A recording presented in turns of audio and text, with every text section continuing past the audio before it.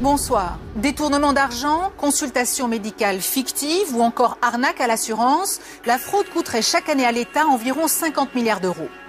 Pendant plusieurs mois, notre équipe a pu suivre les différents acteurs de la lutte contre la fraude. Police, renseignements intérieurs, douane ou encore enquêteurs de la sécurité sociale et de l'URSSAF.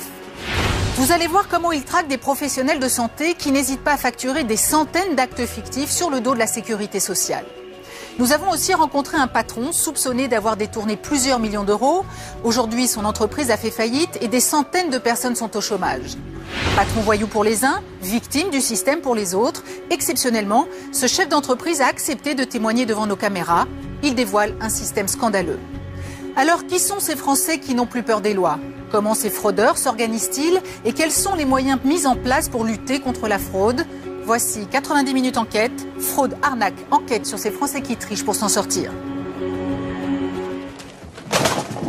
On a débouté les gars. Usine occupée, patrons séquestrés, machines incendiées, face aux fermetures d'entreprises et aux plans sociaux, les réactions des salariés sont de plus en plus violentes. On n'a plus d'espoir quant à l'avenir, donc à la rigueur, aujourd'hui, pour faire brûler notre seul outil de travail, demain on n'a plus rien, ma foi, bon, tant pis. Des gestes de désespoir et de colère face à la crise économique? Pas forcément.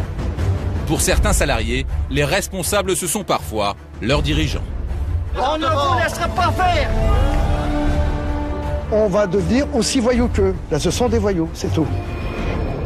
Face à des patrons voyous qui, pour s'enrichir, n'hésiteraient pas à détourner les fonds des entreprises et à mettre des centaines d'ouvriers au chômage, certains salariés ont décidé de se battre.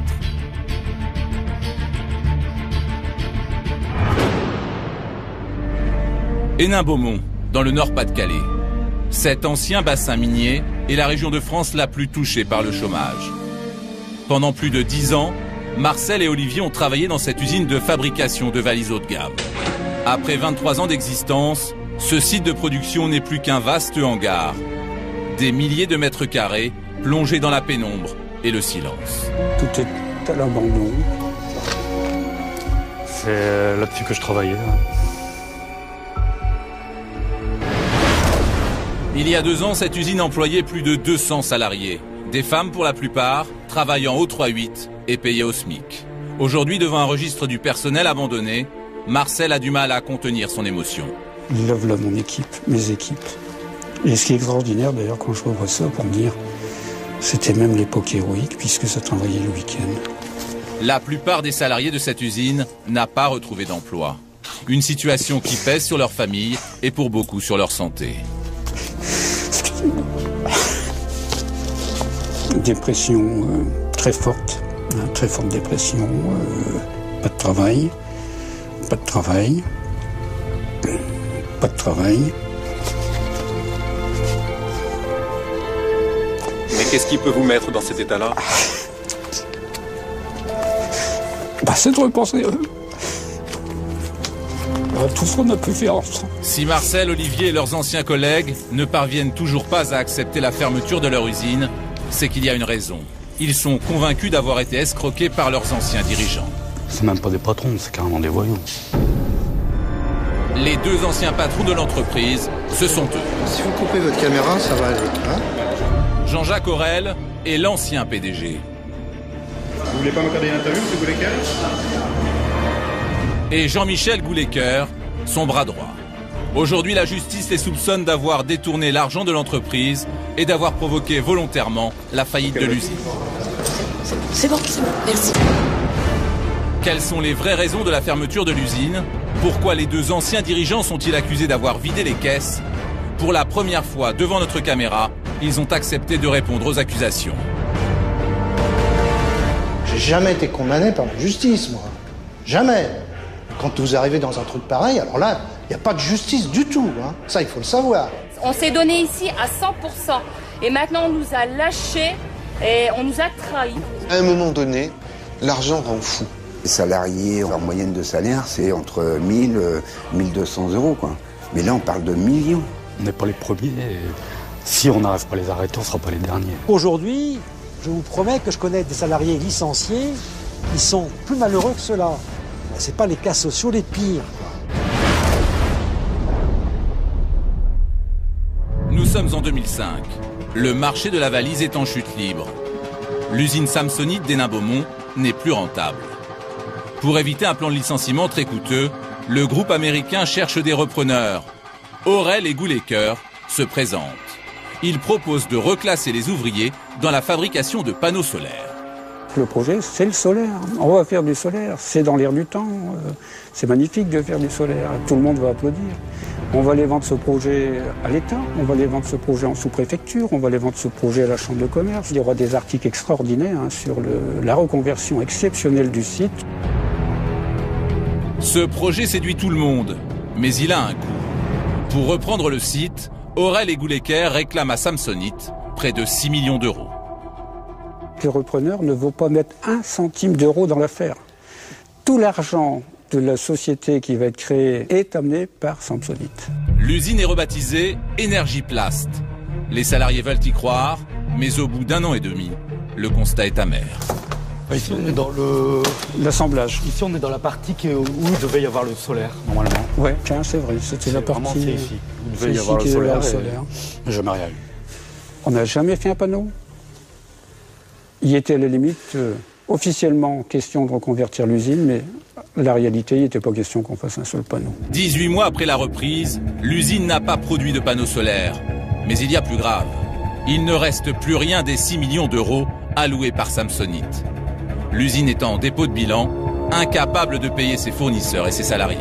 On a demandé au directeur, la paye de janvier a été assurée. Qu'en sera-t-il pour février? Il a dit, à partir de maintenant, je ne peux plus rien payer, je ne peux plus rien dépenser. Il reste strictement rien dans les caisses, 0, 0, 0. Je parle même pas des créances. En février 2007, l'usine ferme ses portes. C'est le juge qui va décider. C'est le juge qui va décider. Tu n'auras plus que des regrets. Où est passé l'argent de l'entreprise? Pour connaître la vérité, les ouvriers occupent l'usine pendant 4 mois, alertent les médias et saisissent la justice. Il faut que tous ceux qui ont trempé de près ou de loin dans cette affaire en payent les conséquences. Avril 2009, pour les anciens ouvriers d'Hénin-Beaumont, après 2 ans de lutte, c'est le grand jour. L'audience est publique. Je crois que vous êtes les principaux concernés par cette affaire. Sur le banc des accusés, les 2 anciens dirigeants. Leurs avocats vont devoir s'expliquer sur ce qui aurait conduit cette entreprise à la faillite, un détournement de plusieurs millions d'euros. C'est une somme extrêmement importante. C'est une somme que jamais M. Aurel n'a détournée à son profit et n'a utilisée autrement que dans ce qu'il considérait être l'intérêt social de l'entreprise. Mon client, c'est tout sauf un escroc. Mais bien sûr que c'est tout sauf un escroc, mais simplement, on a besoin d'avoir des boucs émissaires. Très bien. Mais qu'est-ce que c'est que cette histoire de dingue? Difficile d'être entrepreneur aujourd'hui en France. Difficile. Enfin, c'est un lieu commun. Mais tous les gens qui entreprennent aujourd'hui savent qu'ils prennent un immense risque. Et ils savent surtout que le risque, maintenant, il devient d'ordre pénal. On peut se prendre des coups dans la gueule très très fort si ça ne marche pas. Jean-Michel Goulecker et Jean-Jacques Aurel avaient une usine, un projet et 200 salariés. Pourquoi n'ont-ils jamais produit un seul panneau solaire? Des panneaux solaires, vous n'en avez jamais produit un seul? Non, on n'a jamais pu en produire parce que la charge qu'on nous avait donnée pour aller jusqu'à la mutation de l'usine n'a pas été suffisante. Mais d'après ce que j'ai compris, la chaîne n'a jamais fonctionné. Elle n'a pas fonctionné. Mais donc, cette usine n'a jamais produit le moindre panneau solaire. Non, tout à fait, on n'a pas eu le temps de le faire. Une simple question de temps, ce n'est pas l'avis des policiers de la brigade financière. En épluchant les comptes de l'entreprise, ils ont découvert des détournements de fonds très importants. Dans leur conclusion, les policiers estiment que 2 576 000 euros auraient été prélevés en 1 an sur la trésorerie de l'usine. Pour Jean-Jacques Aurel, cette accusation ne tient pas. On vous accuse d'avoir détourné des caisses de l'entreprise plus de 2 millions d'euros. Alors là, j'en sais... Avec ça, impossible de mener à bien le moindre projet. J'en sais quelque chose. Cette accusation, je la récuse, mais alors totalement. 2 millions d'euros, mais attendez, où ils sont les 2 millions d'euros? C'est une plaisanterie ou quoi? Écoutez, s'il vous plaît, arrêtez. Fyodor Rylov est l'avocat des salariés d'Hénin-Beaumont. Il ne croit pas aux dénégations de l'ancien dirigeant. Ils n'ont pas produit un seul panneau photovoltaïque et ils se sont servis des fonds qui, a priori, en apparence, étaient destinés à la reconversion pour s'enrichir personnellement, à l'occasion de diverses opérations de virements, soit vers des conseils, soit vers des sociétés qui avaient été créées à l'occasion. Dès le début de la reprise, en octobre 2005, les policiers identifient un premier prélèvement. Son montant, 800 000 €. Pour les deux repreneurs, cette somme aurait servi pour acheter du silicium, une matière indispensable à la fabrication des panneaux solaires. Problème, les policiers n'ont pas retrouvé de facture. On vous reproche d'avoir détourné 800 000 € et de ne fournir pendant l'audience aucun document prouvant ou facture prouvant ce que vous avez fait de cette somme, qui est quand même colossale. Mais c'est parce qu'on me l'a demandé à l'audience. Sinon, je vais les fournir, bien entendu que je vais les fournir. Mais ça fait 1 an et demi. Vous vous rendez compte? Au tribunal, il faut remonter, chercher les factures, alors que la moitié des trucs ont été foutus par la fenêtre par les ouvriers. Des ouvriers qui auraient jeté ces factures par les fenêtres. Pour Marcel, tout cela ne tient pas debout. D'autant que cet ancien cadre a retrouvé un document qui en dit long. Le projet de reconversion présenté par Jean-Jacques Aurel au moment de la reprise. On appelle ça un business plan. C'est un business plan qui est faux, archi faux d'ailleurs, où il n'y a pratiquement pas d'éléments, très peu d'éléments, 3 feuilles, c'est tout ce qu'il a. Combien il a pris pour ce business plan? Il a pris 1 million d'euros et il en voulait 2. 2 millions d'euros pour 2 exemplaires d'un document de 3 pages. Même pour son associé, ce montant est difficile à justifier. 2 millions. Alors que vous aviez une trésorerie de 6 millions d'euros. C'est-à-dire le tiers du budget. Colossal. C'est une escroquerie. Une escroquerie. Jean-Michel Goulecker en sourirait presque. Pour Marcel, l'ancien salarié, c'est surtout un immense gâchis qui a mis tous ses collègues sur le carreau. On a hérité dans cette affaire d'une brochette vraiment de voyous, on ne va pas dire de patron de voyous, carrément de voyous, hein. C'est d'ailleurs le terme du procureur. Le plus consternant dans tout ça, c'est que ce que Aurel et Goulecker ont fait à Hénin-Beaumont, avec l'usine Samsonite Energy Plast, ils l'ont déjà fait quelques mois plus tôt. Montdidier, une ville du nord de la France distante d'à peine 100 km du site d'Hénin-Beaumont. Alain a travaillé pendant 15 ans dans cette usine. Il était employé par le numéro 2 mondial de la bagagerie, Delcé. J'ai passé pratiquement 30 années ici dans l'entreprise. Et aujourd'hui, vous ne pouvez plus y rentrer? Non. En 2005, cette entreprise employait plus de 250 ouvriers. Alain vit ici avec sa femme et ses enfants. Comme ses anciens collègues, il n'a toujours pas retrouvé d'emploi. En 2005, donc suite aux difficultés de l'entreprise, la société a été rachetée par des associés. Monsieur Goulecker, Aurel, on nous a présenté un projet qui était alléchant, quoi. Tout le monde y croyait, quoi, je veux dire. C'était quoi le projet? Le projet, c'était les panneaux solaires. Comme à Hénin-Beaumont, il y a eu beaucoup d'enthousiasme à l'arrivée des repreneurs. Mais au bout de 12 mois, là aussi, aucun panneau solaire et plus un sou en caisse. La société mère de bagages avait alloué une somme de 2 200 000 €. Cet argent-là, on ne l'a jamais vu réinvesti dans l'entreprise. Vous allez reprendre une deuxième société 100 km plus loin. Comment se fait-il que vous vous fassiez avoir comme ça 2 fois? Des panneaux solaires, vous n'en avez jamais produit un seul. C'est vrai, parce qu'on ne m'a pas laissé le temps de le faire. Un simple problème de temps pour l'ancien patron, mais pour Alain, c'est toute une vie qui bascule. J'ai des picotements dans la bouche, j'ai la mâchoire qui fait ça, je le sens. Et donc après, il faut que je me calme, il faut que je me... J'ai préparé le dernier stock, voilà. Ça, c'est le traitement que je prends, quoi. Voilà.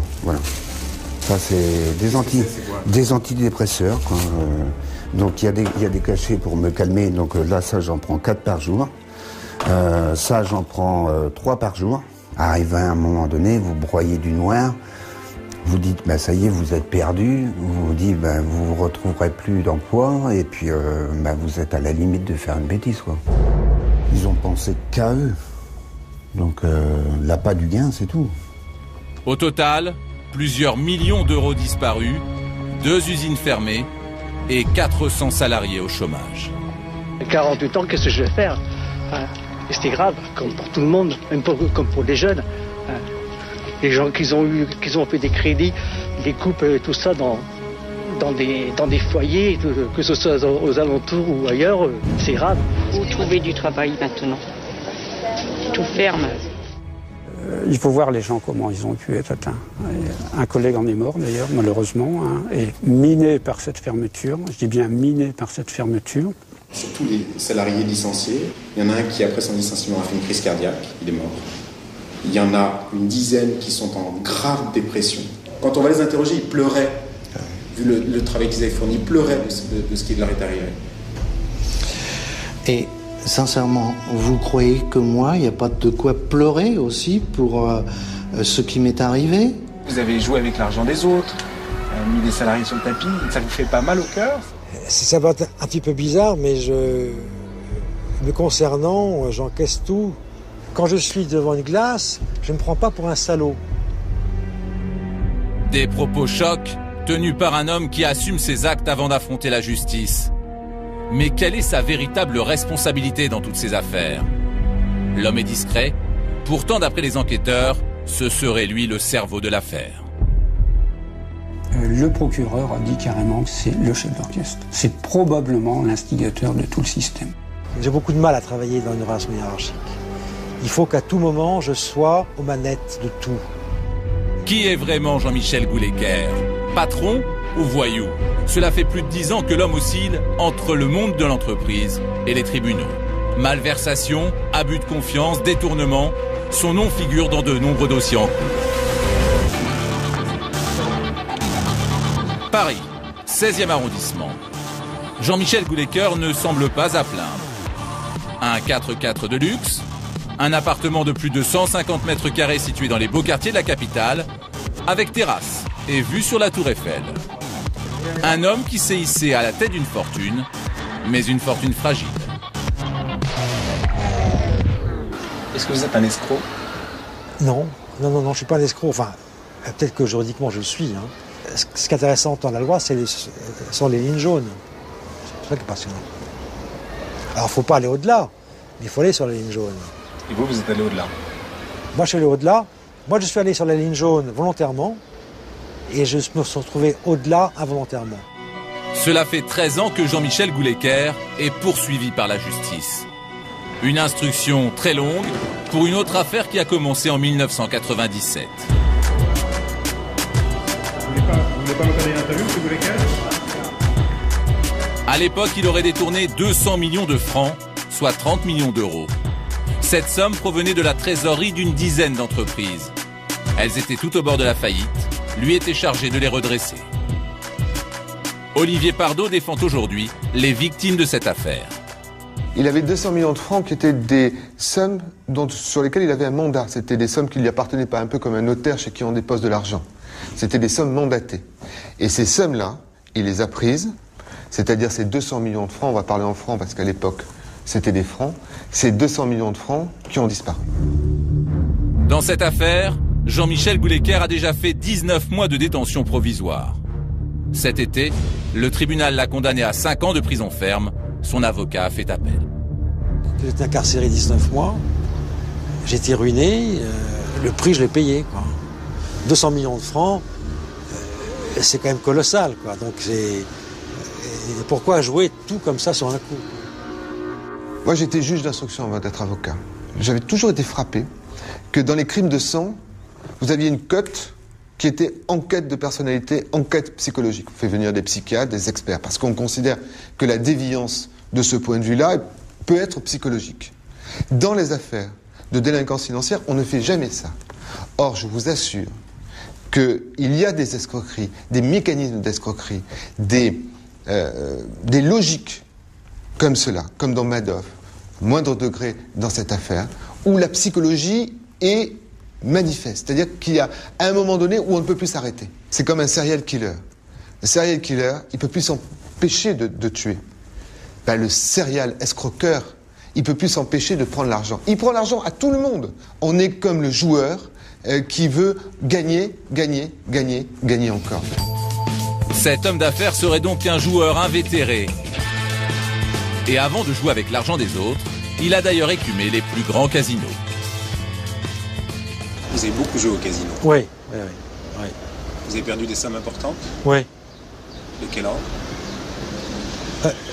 C'est en francs, parce que en euros, j'ai pas eu l'occasion de jouer en euros. Mais en francs, c'était plusieurs millions, quoi. En une soirée, vous pouviez jouer combien? Presque 1 million de francs. Mais ce jeu pourrait tourner court. Paris, juin 2009. C'est aujourd'hui que doit tomber le jugement dans l'affaire des Nains-Beaumont. Marcel et ses collègues espèrent que leurs anciens patrons seront condamnés. Là, je veux dire, moi, l'angoisse, elle remonte là, actuellement parce que... Donc, Alain, l'ancien salarié de Delcé, a même prévu de leur remettre un petit cadeau. Voilà la liste de... Enfin, mon ordonnance, je tiens à lui donner parce que je pense qu'il va certainement avoir besoin de la même chose que moi. Les salariés attendent beaucoup de ce jugement. Leurs patrons, eux, risquent de la prison ferme. Leurs avocats sont tendus.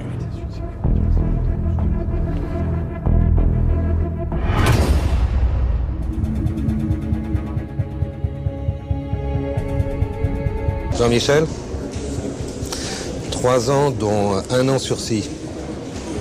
Ça veut dire 2 ans ferme, oui, lavage, 75 000 € d'amende, 2,8 millions d'indemnisation aux parties civiles, interdiction de gérer 5 ans.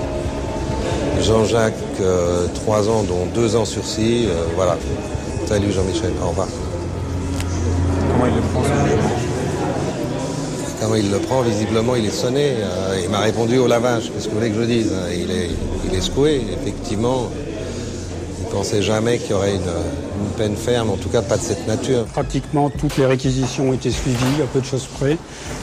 Mais les 2 principaux instigateurs, c'est-à-dire Jean-Jacques Aurel et Jean-Michel Goulet-de-Coeur, prennent du ferme.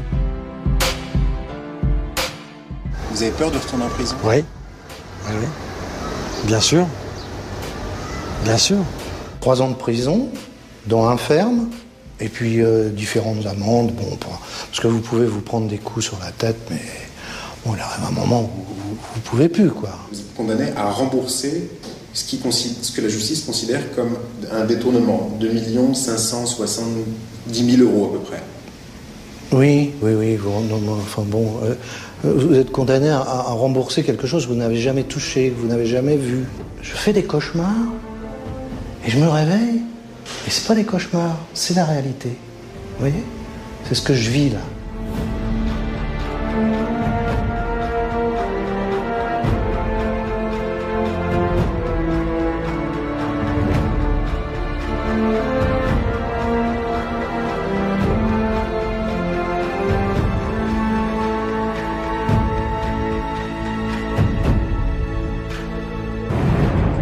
Philippe Courroy est procureur de la République.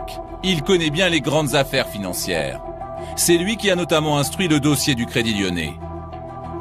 Et pour lui, les salariés licenciés ne sont pas les seuls à payer les conséquences de ces faillites frauduleuses. Ces gens qui vont se retrouver au chômage, ils vont être indemnisés.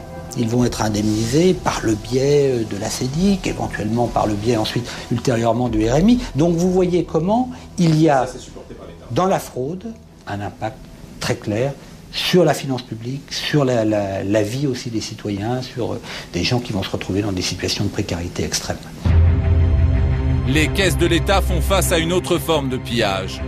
Ordonnances falsifiées, surfacturation, arrêt maladie bidon. On a du mal à chiffrer la fraude. Le volume, c'est plusieurs milliards d'euros. Plusieurs milliards d'euros? Probablement sur la fraude globale à l'assurance maladie. Pour lutter contre ces fraudes, la Sécu a mis en place des brigades spécialisées. L'inspecteur Éric Martin en fait partie. Il travaille pour la Caisse des Hauts-de-Seine. Ces dernières semaines, il a reçu plusieurs courriers anonymes. Ils visent un infirmier libéral. La Caisse a reçu 2 lettres d'assurés qui, au vu des décomptes, se sont rendus compte que l'infirmier facturait systématiquement des actes tous les jours, alors qu'en réalité, ce dernier passait qu'1 fois ou 2 dans la semaine. Généralement, cela ne coûte rien à l'assuré. c'est la Sécu qui paye intégralement ces actes fictifs. Intrigué, l'inspecteur se plonge alors dans le dossier de l'infirmier et très vite il découvre d'autres anomalies. On a le cas aussi de cet assuré qui, en fonction de la prescription du médecin traitant, prévoit un passage par jour tous les matins, y compris le week-end. Et quand on vérifie les facturations, on se rend compte que l'infirmier facture de 2 passages par jour. On a constaté aussi des surcotations, des actes facturés alors que l'assuré est hospitalisé. Cumulant par rapport à tous les assurés d'une journée, on arrivait à des moyennes horaires par jour à 35 heures 03. Il déclarait 35 heures de travail. Voilà, 35 heures de travail, ce qui est complètement impossible. 35 heures déclarées sur des journées de 24. Une sacrée performance pour un seul infirmier. Au final, le préjudice estimé serait considérable. Par rapport aux assurés ciblés, on a évalué le préjudice sur 2 ans. Et à ce jour, on évalue un préjudice à 306 000 €. Pour comprendre comment cet infirmier s'y prend pour réaliser une telle arnaque, l'inspecteur se déplace chez les patients du fraudeur. Là, je vais entendre un assuré à qui on dispense des soins infirmiers. Et nous avons remarqué dans la facturation que nous envoie le professionnel de santé des anomalies en ce qui concerne la nature des soins, la fréquence. Bonjour monsieur, je souhaitais vous rencontrer dans le cadre d'une enquête que j'effectue sur l'infirmier qui vient vous dispenser des soins. Cela fait 12 ans que ce patient est rongé par le diabète. Il est pris en charge à 100% par la Sécu. Donc il y a combien de passages par jour?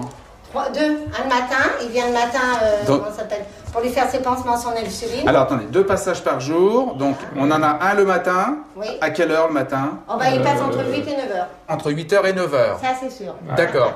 Et le soir, donc, il y a de nouveau un passage ou pas? Pour juste l'insuline. Juste l'insuline, oui. Alors, pas de pansement le soir. Le soir, il y a un passage à quelle heure le soir? Alors là, c'est entre 19h et 20h, à peu près, ça dépend. Entre 19h et 20h? À peu près, voilà. Il vient jamais avant 8h et jamais après 20h? Non. D'accord. Problème, l'infirmier déclare qu'il effectue des soins chaque soir après 20h. Le détail est important. Il lui permet de majorer de 9 € par jour ses visites quotidiennes. C'est des soins donc concernant des pansements? Oui, parce qu'il a... C'était plus grave avant, maintenant ça se... Très bien. On a amputé tous les doigts de pied. D'accord. Est-ce qu'il y a une toilette? Non, il veut pas, mon mari. Moi, je veux pas. Par pudeur, je préfère un gymnase, moi, j'aime pas ça. Donc là, ça dure 10 minutes? Oui, on va dire un quart d'heure, en gros, le temps qu'il monte, qu'il descend. 15 minutes, d'accord. Pourtant, chaque jour, l'infirmier facture des soins de toilette fictifs. Montant du préjudice, 15 € par soin tous les jours de la semaine. Mais il y a encore plus grave. Il passe tous les jours ou comment ça se passe parce qu'il travaille pas Le samedi, il vient pas. Le samedi, il vient jamais? Non, mais c'est un monsieur noir qui vient là. Ah bon? On a eu une femme aussi, il y en a eu plusieurs parce qu'il n'arrive pas à trouver des gens sérieux. Cet infirmier se ferait donc remplacer plusieurs fois par semaine. Pour Éric Martin de la Sécu, c'est un témoignage clé. Et elle aussi, c'est pareil, elle passait après 8h le matin? Pareil, à peu près. Et avant 20h le soir? Elle venait pas le soir. Entre autres, elle venait pas le soir. Ah bon? Le samedi soir, elle venait pas? Non. D'accord. Merci monsieur Henrion. Merci. Très bien, Au revoir. Premier étage, c'est ça? Merci. Au total, l'inspecteur a interrogé une vingtaine de patients. Tous confirment l'existence de ces remplaçants non déclarés. Sur pratiquement l'ensemble des assurés rencontrés, des anomalies répétées et graves ont été constatées. Une anomalie assez grave, c'est que le samedi, l'infirmier libéral ne passait jamais. Et quelquefois, il était remplacé par une dame. Nous avons recherché dans nos fichiers au niveau des infirmiers libéraux si elle était répertoriée et là, on ne la trouve pas. On peut penser que c'est quelqu'un qui n'avait pas les diplômes requis pour effectuer ce type de travail. Et ça peut être dangereux. Ça peut être dangereux. L'inspecteur de la Sécu s'apprête à entendre l'infirmier soupçonné de fraude. L'homme gagne en moyenne 3 fois plus que ses collègues. C'est justement ce qui intrigue l'inspecteur. Alors, je souhaitais vous rencontrer pour avoir un petit peu des explications sur le contrôle qu'on a effectué sur votre activité au cours donc, de ces 2 dernières années. Oui. On a remarqué des anomalies graves. L'inspecteur entre dans le vif du sujet. Il lui demande de s'expliquer sur ses factures de soins, délivré à un assuré alors qu'il était hospitalisé. Il a été hospitalisé du 26 janvier au 9 février. Donc le 7 février, c'est impossible que vous soyez passé. Les billets juin. C'est pas possible, c'est monsieur. Monsieur, ça c'est pas possible. L'assuré, c'est bien l'assuré en question. Hein. C'est pas possible, mais c'est la réalité. Vous vous rendez compte quand même quand on... Non, mais là, monsieur... Quand on voit ça... Non, mais je comprends bien, monsieur, mais la je caisse vous assure... peut pas monsieur, je accepter comprends ce très type bien, d'agissement. mais je peux vous assurer que je fais hyper gaffe à ça. Jamais je fais un truc comme ça. Jamais, c'est pas possible. Ou je me suis trompé, ou c'est pas possible. L'infirmier pris de court joue les victimes. Mais quand l'inspecteur aborde la question de ses remplaçants, cela se complique. 90% des assurés nous ont dit que vous ne passiez jamais samedi, ou s'il y avait un passage, c'était d'une autre personne. Vous aviez un remplaçant ou pas? J'avais des remplaçants, j'ai pas fait des contrats. Si vous voulez, c'est ça que si c'est là où vous voulez en venir, j'ai pas fait de contrat, je savais pas, j'ai pas fait. Des remplaçants non déclarés qui soignent des patients handicapés, mais il y a plus grave. Cette personne, nous on a recherché si elle avait les diplômes d'infirmier. Moi, je l'ai su il y a pas longtemps. Hein. Je l'ai su il y a pas longtemps. Hein. Qu'elle n'avait pas les diplômes?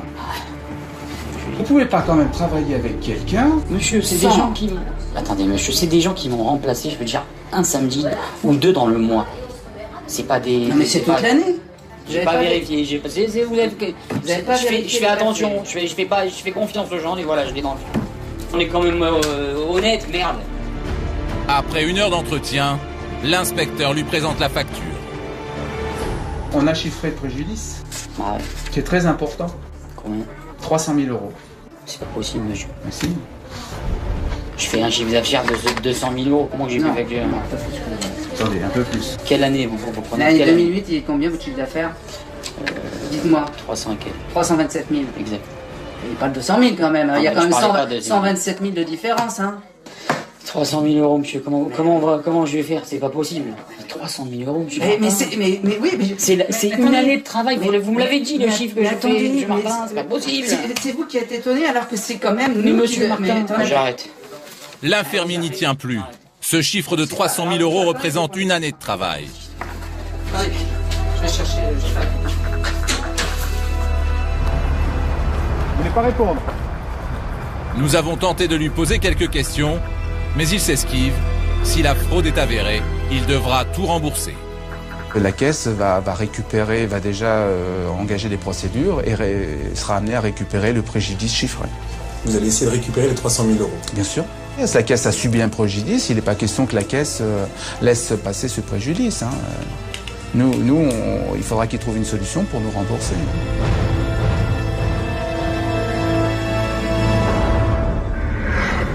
Marie-Aimée Gaspari est vice-procureure du tribunal de Nanterre. À la tête de la section économique et financière, elle est régulièrement en charge d'affaires de fraude. C'est elle qui vient de recevoir la plainte de la CPAM concernant cet infirmier. De manière générale, ce type de fait, donc de fraude à la caisse primaire d'assurance maladie, ces faits revêtent la qualification d'escroquerie, voire faux et usage. Et la peine encourue, la peine d'emprisonnement encourue est une peine de 5 ans d'emprisonnement. 5 ans ferme. 5 ans ferme et éventuellement, à titre de peine complémentaire, une interdiction d'exercer la profession au cours de laquelle l'infraction a été commise. En 2008, la Sécu a traduit 230 fraudeurs devant les tribunaux, parmi eux des infirmiers mais aussi beaucoup de gérants de sociétés d'ambulance. Lucien Michaud est inspecteur de la Sécu. Cela fait près de 10 ans qu'il mène l'enquête aux 4 coins de la Seine-Saint-Denis. Moi, ce qui me passionne dans mon job, c'est de fouiner dans les dossiers, d'aller jusqu'au bout et de trouver une fraude. C'est ça le plus important. Si on veut, on est un peu la police de la sécurité sociale, hein, un peu comme un inspecteur. Hein, et c'est ça qui est très intéressant. C'est pour ça que j'ai choisi ce métier-là.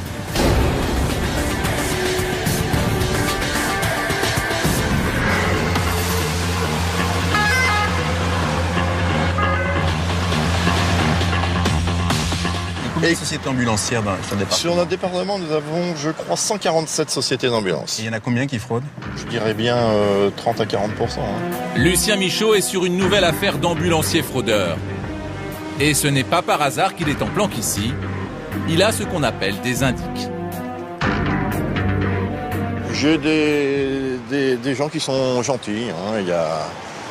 Je peux pas dire que c'est des indicateurs, je suis pas de la police. Alors je veux pas utiliser le mot indicateur, mais il y a des gens sympathiques qui vous renseignent. Hein. Vous avez des règlements de compte qui se font, c'est normal. Hein. Par exemple, des anciens employés de ces sociétés-là, bien, ils sont très contents de participer des fois aussi à notre enquête. Hein. Ce matin, l'enquêteur espère prendre l'ambulancier en flag. Il le soupçonne de facturer à la Sécu le transport fictif d'une personne handicapée jusqu'au cabinet de son kiné. Alors, voyez, l'ambulance arrive. Le renseignement qu'on m'a dit est exact par rapport au transport. Eh bien, on m'avait dit que la personne étant dans un fauteuil roulant, comme le kiné n'est pas loin, il le transportait sur le trottoir. Mais là, je suis un peu étonné, étant donné qu'ils viennent avec le camion carrément dans la cour. Alors, vont-ils le transporter à pied ou avec le camion? Je ne sais pas pour l'instant. Lucien Michaud reste en planque pendant plus d'1 heure. Quand soudain, la fraude se déroule en direct, juste sous ses yeux.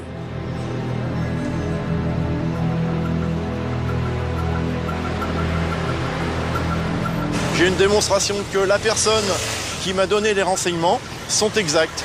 Le transport en ambulance, comme vous voyez, sur le trottoir. C'est ça qui est bon. Combien ça coûte à la Sécurité sociale? Ça coûte 130 € par jour, 3 fois par semaine, vous avez qu'à calculer. Et cette personne-là, c'est depuis 7 ans.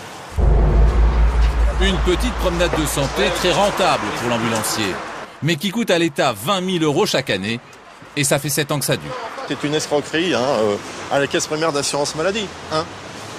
Pourquoi est-il transporté sur un trottoir alors que le médecin a fait une prescription médicale en ambulance? 45 minutes plus tard, le malade sort de chez son médecin. Voilà. L'enquêteur en profite pour accumuler les preuves.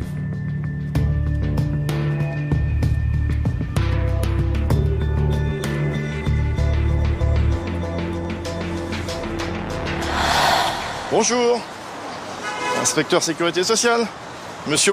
Ouais. Ben normalement vous êtes transporté en ambulance. Comment ça se fait que vous êtes sur le trottoir? Alors c'est votre patron qui autorise à faire ça? Ah ouais, mais bon. C'est un drôle de transport hein, quand même, avouez. Quand on utilise un véhicule ambulance, c'est médicalisé. Hein? Exceptionnellement. Exceptionnellement, ça fait 7 ans que ça dure. Hein. Le patron de la société est convoqué à la caisse de Bobigny. Et ce n'est pas la première fois qu'il est soupçonné de fraude. La plus grosse irrégularité que j'ai vue quand même chez vous, c'est celle encore que j'ai vue ce matin. Je pensais que vous aviez arrêté le transport sous cette forme-là, quoi, je veux dire. Ça nous arrive, mais très rarement, de le faire installer dans le véhicule. C'est par exemple le jour... L'ambulancier encourt 5 ans de prison. Et il devra rembourser l'intégralité des sommes détournées ces 3 dernières années. Je vous dis tout de suite par rapport à la caisse primaire d'assurance maladie, c'est une grosse irrégularité. La Sécu veut ma tête. Non. On veut que le travail des ambulances soit fait comme il est prévu dans la convention. C'est pour ça que j'ai fait passer c'est pour ça qu'on fait un contrôle. Vous avez vu qu'on fait des contrôles de plus en plus sur les ambulances. Il n'y a pas que sur les ambulances, sur les professionnels de santé. Hein. Donc, mais bon, c'est vrai que les ambulances... ça déconne souvent. C'est pas moi qui l'ai dit. Mais vous ne serez pas avec la caisse primaire d'assurance maladie sans avoir quand même une sanction, c'est une obligation. Hein. L'ambulancier encourt 5 ans de prison et il devra rembourser l'intégralité des sommes détournées ces 3 dernières années. Merci. Au revoir. Lucien Contoux, vous êtes chef de la division de lutte contre le travail illégal à l'URSSAF Île-de-France. Est-ce qu'il y a un profil type du fraudeur? Profil type du fraudeur, je suis pas sûr parce que bon, il y a la fraude aux cotisations, il y a la fraude aux prestations, il y a la fraude au fisc qui n'est pas toujours la même que celle que la fraude aux cotisations sociales, il y a la contrefaçon, donc il est difficile de donner un profil type du fraudeur. En travail dissimulé, effectivement, il y a toujours, c'est une frange, hein, c'est à peu près 10% des entreprises entre guillemets qui sont toujours les mêmes, qui fraudent, les mêmes personnes qui recréent des entreprises. Je veux pas stigmatiser une profession plutôt qu'une autre, c'est difficile. Hein. Et la fraude est partout, hein, on l'a vu. Est-ce qu'il y a un secteur qui est plus touché qu'un autre ? Non, c'est vrai que la fraude est partout. Alors, bien sûr, on a un plan national de lutte contre la fraude avec des activités professionnelles qui sont plus visées. Mais effectivement, on trouve beaucoup de fraude dans ces secteurs-là parce qu'on y va beaucoup. Mais peut-être que des secteurs ne sont pas du tout encore explorés, encore qu'on va un peu partout. Le bâtiment, la restauration, à Paris, il y a la confection, hein, Paris Couronne. Il y a aussi maintenant les entreprises de sécurité, les entreprises de nettoyage. Mais bon, aucun secteur n'est épargné. Hein. Un préjudice considérable, mais qui pèse peu par rapport à d'autres fraudes. Le travail au noir et surtout la fraude fiscale. En France, c'est devenu un sport national. La fraude fiscale, le chiffre de la fraude fiscale est estimé à environ 50 milliards d'euros. Le chiffre de la fraude élargie est certainement beaucoup plus important. Commissariat de Boulogne-Billancourt. Depuis plusieurs semaines, le lieutenant Wiener enquête sur une affaire de fraude. Elle soupçonne une jeune femme d'avoir gagné plus de 100 000 € en vendant des produits sur Internet. Le tout sans jamais rien déclarer. On a fait quelques investigations sur la création du compte, sur l'adresse à laquelle les clients envoyaient les chèques. Sur 15 mois, on a 20 000 ventes. Ça ferait à peu près 100 000 €. 108 000 € sans les frais de port. 20 000 produits vendus en 15 mois. En moyenne, ça fait plus de 40 ventes par jour. Pour l'URSSAF, le volume de cette activité suppose un travail à temps plein. Même pas de salaire. Et au niveau fiscal ? Rien du tout. Aucune déclaration, inconnue. Même pas d'impôt sur le revenu, on ne déclare absolument rien. Il est sûr qu'il y a des cotisations à la clé pour cette activité qui vont être réclamées. Là, c'est quand même un chiffre qui est important et qui nécessite une activité régulière, constante, pour pouvoir réaliser ce chiffre. Bon, un particulier qui va faire ça de façon anodine, effectivement, on ne va pas y avoir de poursuite. Là, vu l'importance des ventes réalisées, moi, je l'analyse comme du travail dissimulé. L'origine des produits, on ne le connaît pas encore. Non. On sait que c'est pas de la contrefaçon ou des choses comme ça. Ces produits ne sont pas contrefaits. Pourtant, les enquêteurs savent que leur prix de vente est dérisoire. On a un parfum là qui est vendu entre 41,50 € et 42,50 € pour 6 lots. Or, le produit unique vaut environ 90 €. De lourds soupçons pèsent sur une jeune femme. Le lieutenant s'apprête à lui tendre un piège. Elle la convoque sans précision.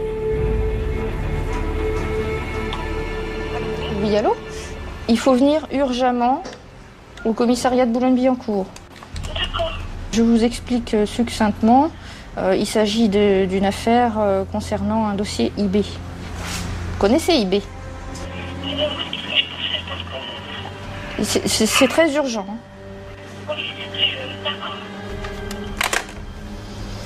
Bon. Je lui ai demandé de venir le plus vite possible. Maintenant, je vais faire les vérifications au niveau de sa localisation. En gros, je vais localiser son téléphone.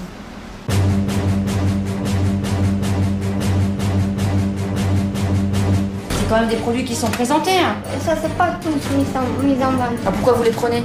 Ça vous arrive de prendre vos boîtes de conserve ? Un gros sac dissimulé. C'est un faux qui a été volé ou un faux fabriqué. Préparé. Et elle fait les découpes, non ?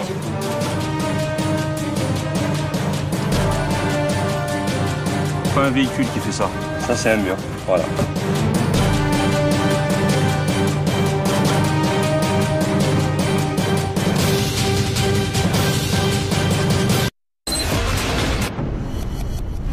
Quelques heures plus tard, la jeune femme se présente au poste de police. Elle est placée en garde à vue. Elle ne se doute pas qu'elle va y rester près de 48 heures. Pour la police, une course contre la montre s'engage.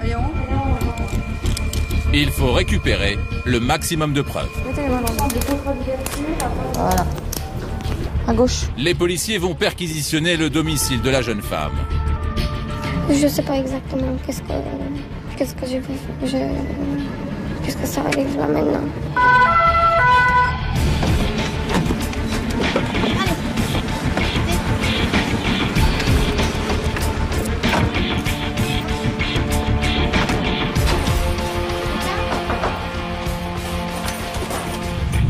La police va passer son appartement au peigne fin. Alors, ils sont où ces documents? Dites-moi.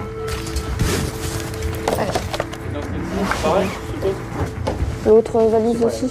Elle découvre plusieurs valises. Elles contiennent des dizaines de parfums. Les policiers trouvent aussi cette enveloppe. Vous savez ce que c'est? Je sais pas. D'accord.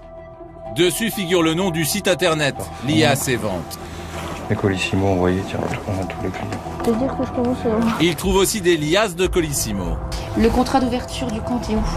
Là-bas. Et un listing sur lequel figurent des noms et une série de montants. Allez, on est parti. La clé, tu l'as? Ordinateur portable, des produits cosmétiques, des boîtes d'envoi de colis. Voilà. On va regarder ça. Retour au commissariat de Boulogne-Billancourt. 5 heures après le début de sa garde à vue, les policiers ramènent de nouveaux éléments. Ils vont tenter de recueillir les aveux de la jeune femme. On a fait des investigations qui nous ont permis d'établir qu'un chiffre d'affaires sur 15 mois représentait 108 728 € sur 15 mois. Comment ça se fait? Je sais pas. J'ai pas gagné tout cet argent que vous dites, 100 000 €. Il est pas là. J'ai vendu des produits, ça j'ai pas nié. D'accord. Combien? Environ en moyenne. 10, 5, 10 ou 15, comme ça. 10 ou 15 Oui. À peu près par mois. À peu près par mois. Oui, en moyenne. Elle reconnaît faire quelques ventes, à peine 10 ou 15 par mois. Mais on est loin des 1500 ventes mensuelles identifiées par la police. Exactement. J'ai acheté sur un site anglais. Oui, le nom. Mais je m'en souviens pas, ça. Vous venez de l'entendre, là, qu'est-ce que vous pensez de l'affaire? On a l'impression qu'elle nous mène en bateau. Elle n'est pas tranquille et ses réponses ne sont pas très claires. Elle n'a pas de précision. On va lui présenter maintenant les éléments qu'on a dans le dossier pour qu'elle nous explique pourquoi on a ces éléments-là et pourquoi ces éléments ne correspondent pas à ses premières déclarations. La police recense toutes les preuves recueillies.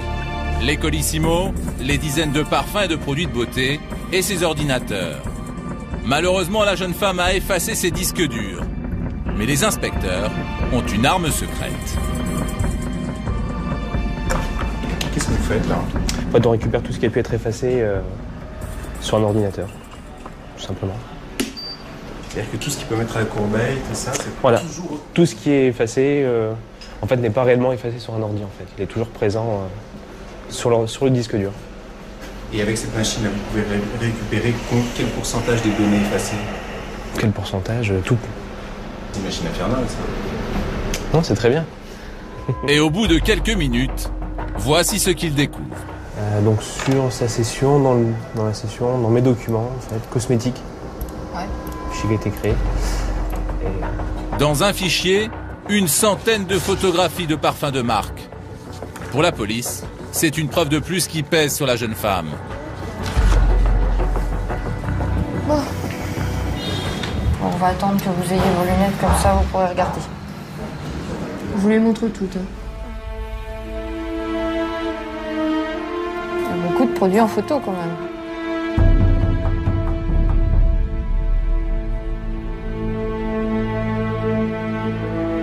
Je vous écoute. Ça, j'ai reçu un fichier de ma soeur pour qu'elle m'aide pour faire mes annonces. C'est bien pour mettre sur Internet. Mais pas tous, j'ai pas mis tous sur Internet. Alors c'est quoi l'Internet des avoirs? C'est pas pour les vendre, c'est quand même des produits qui sont présentés. Ça c'est pas tous mis en vente. Ah, pourquoi vous les prenez? Ça vous arrive de prendre vos boîtes de conserve? D'où proviennent vraiment les marchandises vendues par la jeune femme? Dans l'ordinateur de la prévenue, les policiers n'ont pas trouvé de traces d'achat. Encore moins sur ses relevés de compte. Et ils n'ont aucune facture. Le vice-procureur de Nanterre a piloté toute cette enquête. Pour elle, il y a un détail qui ne trompe pas sur l'origine réelle des biens vendus. On pense que l'origine de ces produits est forcément frauduleuse au regard du prix auquel elle les vend. Les produits doivent être captés à un moment donné, peut-être volés lorsqu'ils sont en transit. Ou actuellement, nous cherchons à savoir d'où proviennent ces produits.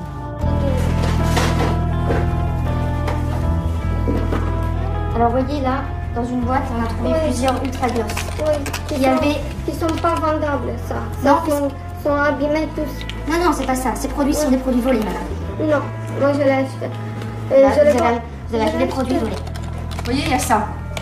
Et ça, c'est forcément l'antivol qui provient d'un magasin, qui était sur tous les produits. J'ai acheté sur un site anglais. Le nom. Mais je m'en souviens pas. La jeune femme n'en dira pas plus. Elle va être déférée devant un juge d'instruction. Si les faits sont établis, elle risque 3 ans de prison pour travail dissimulé. Et si le juge prouve que ces produits ont bien été volés, elle risque jusqu'à 5 ans de prison. Je veux vendre des produits volés, donc je suis reseller, voleur ou reseller. Je vais les mettre en vente sur un site internet ou sur un site eBay à vil prix. On va me les acheter. La personne d'ailleurs qui va les acheter à très vil prix doit savoir qu'elle peut être éventuellement poursuivie pour recel.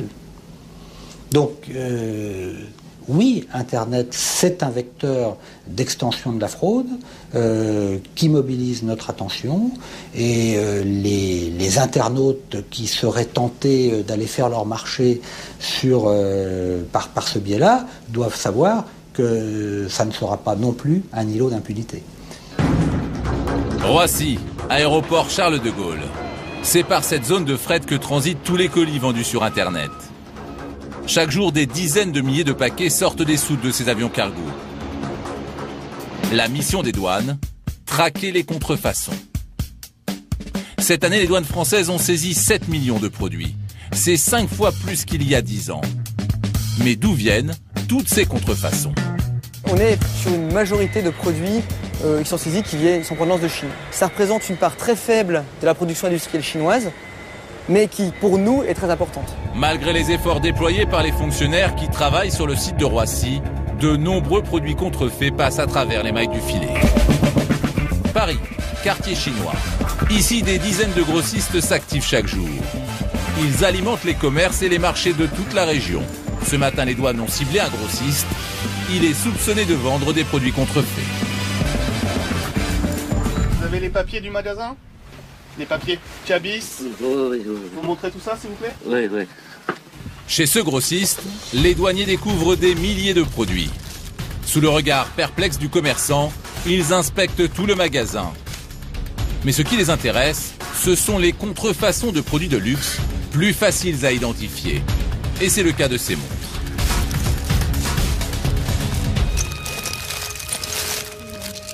Pour les montres. Oui. Les factures.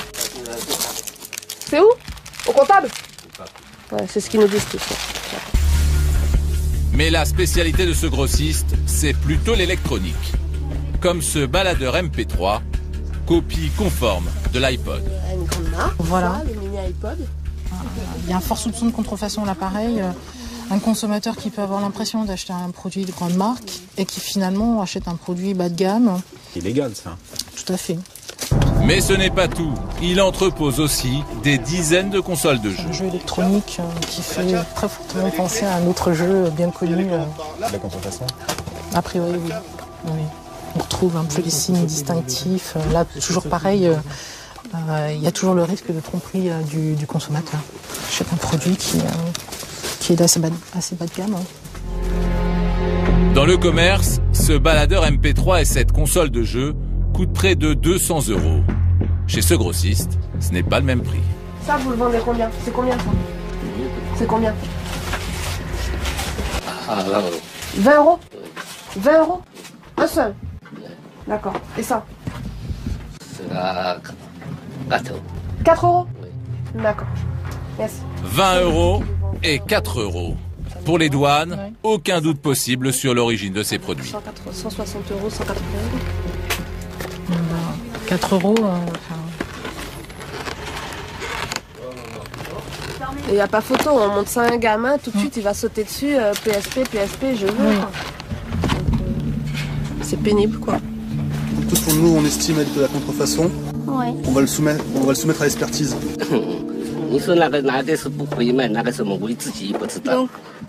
Après 2 heures de fouille, les douaniers saisissent tous les produits douteux. Une centaine de consoles et de baladeurs, mais aussi des piles, des montres et des ceintures. Ils seront tous expertisés. Le grossiste observe sans rien dire les fonctionnaires vider son magasin. Il sera entendu plus tard. Il ignore qu'il encourt 3 ans de prison et 300 000 € d'amende. Pour les douanes, il faut maintenant identifier le fournisseur de ce grossiste pour stopper ce trafic. Là, les douanes auront l'information que cette personne-là est susceptible d'importer des marchandises et qu'il faut donc faire attention. Les produits qui ont été, qui sont devant nous, de toute façon, s'il s'agit de contrefaçon, seront détruits. Donc là, sur ce stock-là, on n'a plus de problème. Si d'autres conteneurs arrivent, eh ben, clairement, ils seront stoppés avant même d'être mis sur le marché.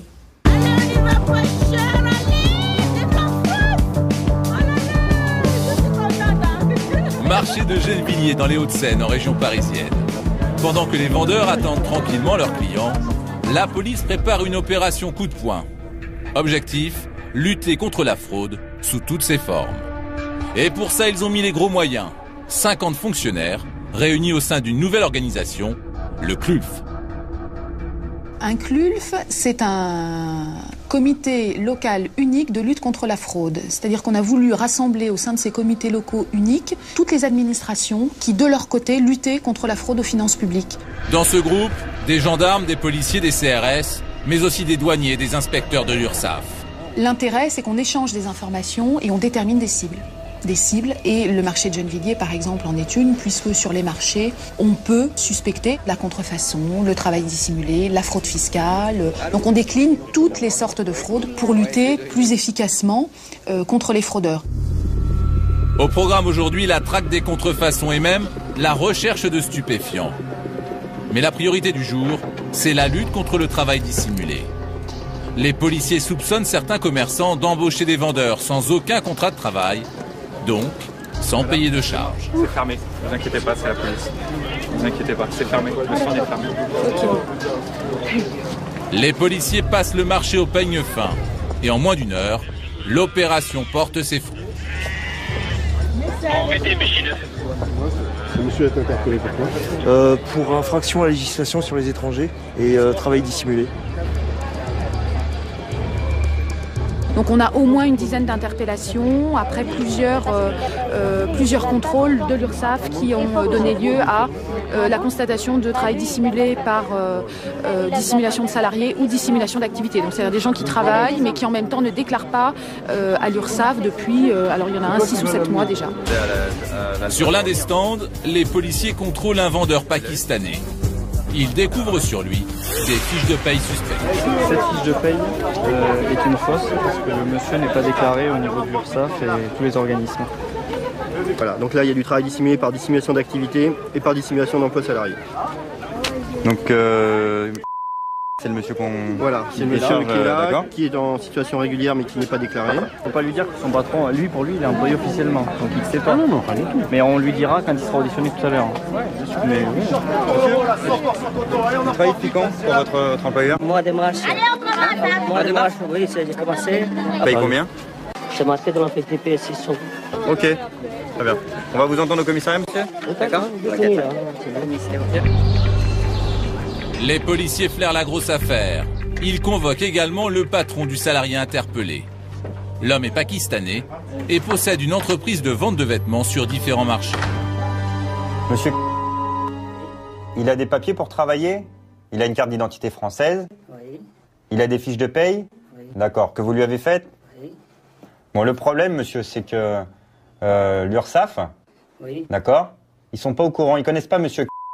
Je n'ai pas déclaré parce qu'il y a un petit problème, il est là. Vous avez oublié? Si. Lui, ça fait depuis combien de temps qu'il travaille pour vous? 2 mois. Depuis 2 mois? Ouais. Mais lui, il pense qu'il cotise en fait. Oui. Mais il cotise pas du tout, lui, pour sa retraite plus tard. Moi, je vais vous placer en garde à vue, monsieur. Oui. D'accord? Donc, placé en garde à vue, peut-être 14h50. Concernant cette affaire, on va faire une perquisition donc à domicile. Donc comme il est connu pour ça déjà, des faits similaires, escroquerie au chômage notamment, il y a quelques années de ça, On n'est pas à l'abri de découvrir d'autres faux documents. On va se rendre sur place et puis on verra bien ce qu'on va trouver, quoi. Alors c'est par où? Le patron habite avec sa famille dans un appartement tranquille en banlieue parisienne. Okay. Donc votre père est un garde à vue avec nous, on a besoin de faire une perquisition. Donc c'est pour ça qu'on est venu avec lui ici. Vous avez de la lumière? L'appartement est passé au crible. Les policiers mettent rapidement la main sur la comptabilité. Elle tient dans un simple sac plastique posé au fond d'un placard. Voilà, en fait, il y a un registre d'une société avec du personnel qui correspond à la société pour laquelle il avait déjà été attrapé. Les premiers éléments confirment leurs soupçons. Et ce n'est que le début pour les enquêteurs. Une fiche de paye. Vendeur-chauffeur, à chaque fois.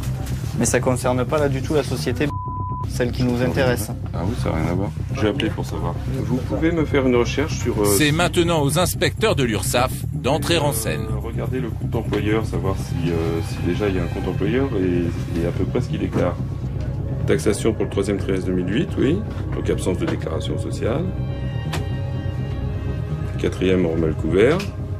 Et le 1er trimestre 2009, c'est pas mieux, je parle. Voilà, bah oui. Donc vous n'avez rien déclaré encore sur celle-là. C'est vous le patron. Donc vous avez une deuxième société.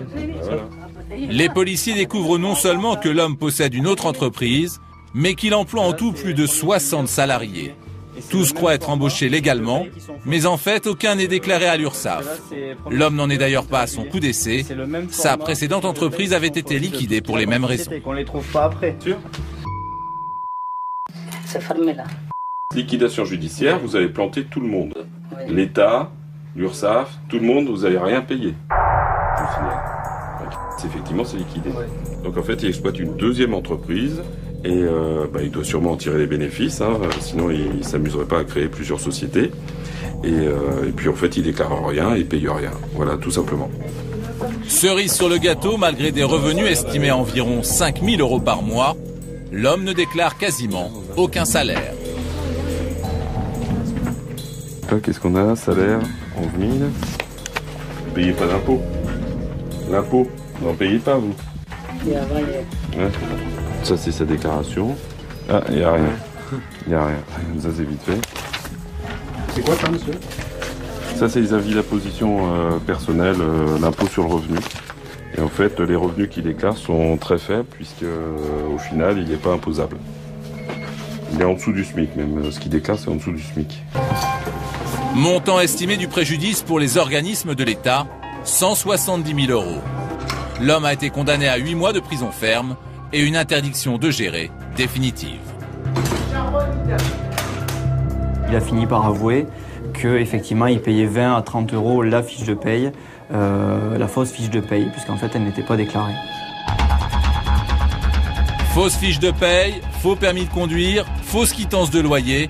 Aujourd'hui, les faux papiers ne sont plus réservés au grand banditisme. De nombreux escrocs en profitent pour obtenir des prestations sociales ou ouvrir des comptes en banque. C'est un nouveau marché qui n'existait pas il y a quelques années et qui se développe de façon importante. La raison est simple, ça rapporte presque autant que les stupéfiants. Il y a beaucoup moins de risques sur le plan pénal. Les trafiquants de faux papiers risquent au maximum 5 ans de prison. Alors les faussaires sont de plus en plus nombreux. Ok, on arrive, on est au pied là. On arrive avec les cannes. Hein. Donc quelqu'un a interpellé ou quoi?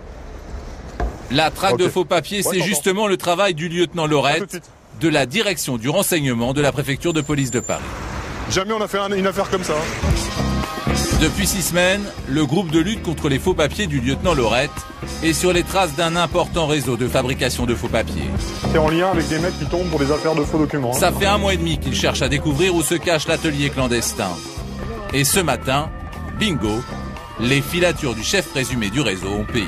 Aujourd'hui, nous avons constaté qu'il se présentait sur cette place à Clichy. C'est juste là? Juste là, oui, avec une enveloppe à la main. Il est rentré en contact avec 2 clients potentiels. On a procédé au contrôle. Dans l'enveloppe se trouvaient des faux documents portugais falsifiés. Donc interpellation des 2 clients, plus du faussaire. Et là, nous partons en perquisition à l'officine présumée. L'atelier des faussaires est caché dans un petit appartement au 4e étage d'un immeuble tranquille de banlieue parisienne. Assis dans le couloir, Bruno, le chef présumé des faussaires, celui que les inspecteurs viennent de prendre en flagrant délit de vente de faux papiers. De l'extérieur, rien de suspect.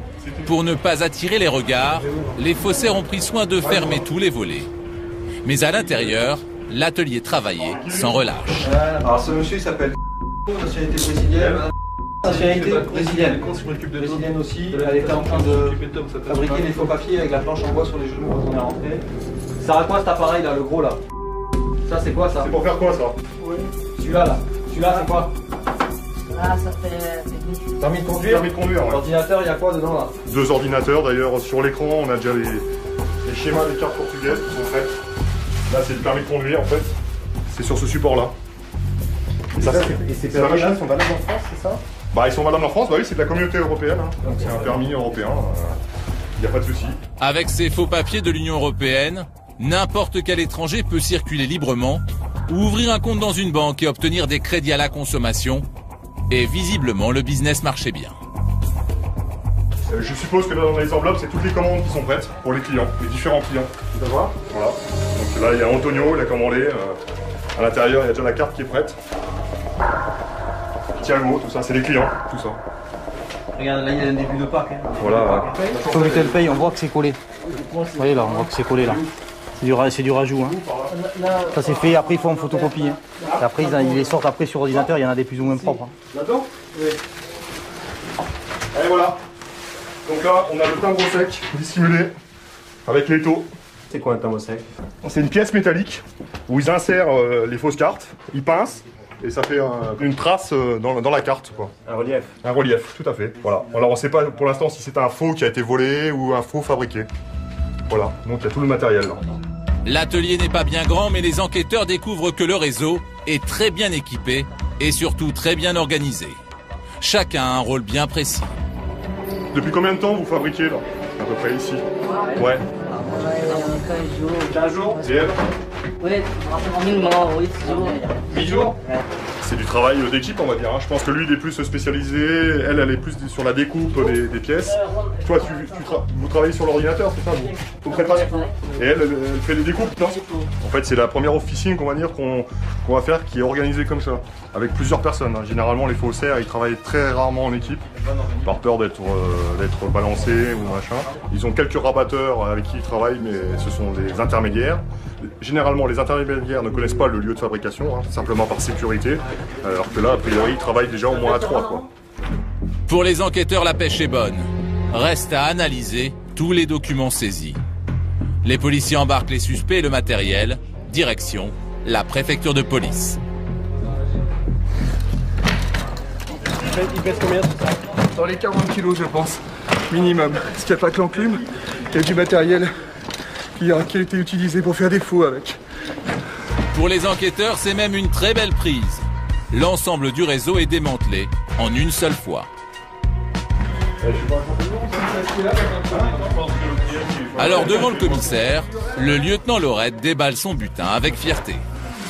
Toutes les commandes qui sont prêtes à être livrées avec tous les clients, ils étaient en cours de confection, donc il y a une vingtaine d'enveloppes avec des documents prêts à l'intérieur, cartes, tout ça, c'est en attente de livraison. Voilà, c'est une carte portugaise, elle vient d'être préfabriquée. Quel intérêt de falsifier des cartes d'identité étrangères? Des cartes d'identité portugaises, c'est porte ouverte sur toute l'Europe en fait. Pour des ressortissants brésiliens, ils peuvent circuler après dans toute l'Europe librement. Et en plus, carte de séjour. Ça leur permet aussi de trouver un travail, d'ouvrir des comptes en banque, de louer des voitures. Voilà. Pour les prestations sociales, c'est pareil? C'est pareil, la même chose. Jamais personne ne va aller vérifier la validité du titre. Hein. De toute façon, s'il est embauché, il va cotiser. Et en retour, il va toucher des prestations sociales. Et en plus, il y a une autre chose qui est intéressante là-dessus, c'est toucher les prêts bancaires. Avec des fausses cartes, vous ouvrez des prêts bancaires. Après, c'est facile, hein, vous ne les remboursez pas. Une fois que vous avez l'argent, allez chercher qui? Quelqu'un qui n'existe pas. Une arnaque d'autant plus imparable que les enquêteurs sont surpris par la qualité du travail des faussaires. Des faux quasiment indétectables pour des non-professionnels. N'importe quel policier qui contrôle ça dans la rue, vous voyez, toutes les sécurités sont réunies. Donc. Ils ne vont pas téléphoner au Portugal pour vérifier que le document est bon. Hein. Vous voyez aussi que la réaction chimique qui se fait à partir de l'ultraviolet, vous voyez, ce sont quasiment des professionnels, c'est du travail de professionnels. Hein. La qualité de ces documents est exceptionnelle. Et ce document-là, à produire, combien il coûte? À produire, non, ça coûte rien. Ça, c'est du papier quasiment ordinaire. Même la fiole d'encre ne doit pas coûter très cher. Je pense que le coût de revient 5 €. Peut-être un peu plus si on compte les ordinateurs et tout, mais enfin, c'est amorti très très rapidement. Il a vendu combien? Au minimum 500 €, je pense. En tout, les enquêteurs ont saisi près d'une trentaine de faux permis de conduire et de fausses pièces d'identité, ainsi que plusieurs dizaines de fausses fiches de paye. De quoi envoyer les faussaires en prison pour plusieurs années, mais également pour certains escrocs, de quoi réaliser l'arnaque parfaite auprès des organismes de crédit. En 2009, 3 millions de Français ont souscrit une carte passe, c'est-à-dire une carte de crédit délivrée en grande surface. Mais plusieurs milliers de cartes seraient obtenues grâce à des faux papiers. Et quand l'organisme de crédit s'en aperçoit, c'est souvent trop tard. Gennevilliers, 2 hommes viennent d'être interpellés alors qu'ils s'apprêtaient à acheter du matériel informatique. Ce sont les vigiles du magasin qui ont alerté la police. Dans un magasin, ils se sont fait ouvrir un crédit carte passe en vue de l'achat d'un ordinateur portable. Et le magasin a constaté que l'un des individus avait présenté des documents falsifiés, notamment une fiche de paye falsifiée et un RIB falsifié. Et donc nous, on a été avisés, les 2 individus ont été placés en garde à vue. L'homme qui a tenté d'acheter une carte de crédit avec de faux papiers, c'est lui. Il est inconnu des services de police, mais les policiers eux connaissent bien la combine. D'ailleurs, dans leur jargon, ce type de fraudeur a un nom, le pigeon. Le pigeon, en général, il est peu connu des services de police. Il va être appâté dans un café ou dans un lieu par un individu qui va lui proposer un marché, c'est-à-dire avec ses faux documents d'aller ouvrir un compte et ensuite d'acheter ordinateur portable, téléphone. Et donc le pigeon, sa récompense, ce sera soit une rémunération en espèces, soit il va pouvoir acheter un ordinateur pour lui. Alors c'est pas un pigeon, c'est un complice. Oui, on peut dire que c'est un complice, mais je dis pigeon parce que souvent c'est lui qui va trinquer, c'est lui qui va tout prendre, alors que l'instigateur, on arrive très peu à l'avoir. Justement, cette fois, les policiers pensent tenir le cerveau de l'escroquerie. Il s'agit de cet homme en t-shirt blanc. Il accompagnait l'acheteur dans le magasin, mais il nie les faits. Moi, j'ai accompagné un ami qui voulait faire un financement sur un ordinateur. Il s'est avéré qu'il a fourni de fausses fiches de paye, je n'étais pas au courant. Lui vous a dit qu'il était un pigeon. Quelqu'un l'a forcé pour venir faire et tout, demandez-lui. Monsieur, lui, c'est plus l'instigateur de l'infraction. On ne se connaît même pas, je ne peux pas être l'investigateur. Si j'aurais été l'investigateur, vu avec mon passé, je n'allais même pas m'asseoir même avec un café. oui, c'est sûr. Pour les enquêteurs, un élément plaide contre lui. Il a déjà été condamné pour des faits similaires. Quelle escroquerie vous avez fait avant? Avant, c'était l'escroquerie au chèque. Et vous avez fait combien de temps de prison pour ça? J'ai fait 30 mois. De prison ferme? 30 mois et j'ai fait 19 mois ferme. C'est trop lourd, donc je ne vais pas venir recommencer. L'homme est déterminé à ne pas retourner en prison. Il maintient qu'il n'a rien à voir avec tout ça. Seulement, les policiers ont récupéré les images tournées par les caméras de sécurité du magasin. Et ils trouvent que le comportement du suspect n'est pas celui d'un simple client. Donc, soi-disant, lui, c'est celui qui vient juste accompagner le type qui voulait ouvrir le crédit. Mais quand tu regardes, c'est lui qui dirige vers les bureaux. Donc, t'as plus l'impression que c'est lui qui mène la danse, quoi. Il le dirige totalement. Sur les images, on le voit même guider son ami jusqu'au guichet des cartes passes. C'est là qu'après les vigiles, justement, ils décident de le contrôler. Et ce n'est pas tout. En fouillant la voiture du suspect, les policiers ont fait une autre découverte. Ce sont les carnets qui ont été découverts lors de la fouille du véhicule. Donc, ils contiennent des informations sur différentes personnes avec des noms, des quittances, des faux bulletins de paie, des pièces d'identité. Ça, c'est les cartes qui sont données lors de l'ouverture d'un crédit. Et ça, c'est le faux permis de conduire. Dans le véhicule, on a retrouvé des cartes bleues, des cartes passes, qui étaient à des noms de personnes différents. Vous pouvez expliquer? Je ne suis jamais allé m'asseoir pour faire la demande d'une carte passe. Avant, oui, quand moi, je faisais l'escroquerie avant, j'étais obligé de venir t'asseoir pour qu'on te fasse le crédit, mais je ne suis jamais allé. Je vais pas savoir de quoi vous parlez. Les deux hommes seront présentés à un juge. L'instruction est en cours. Ils risquent 5 ans de prison et 375 000 € d'amende.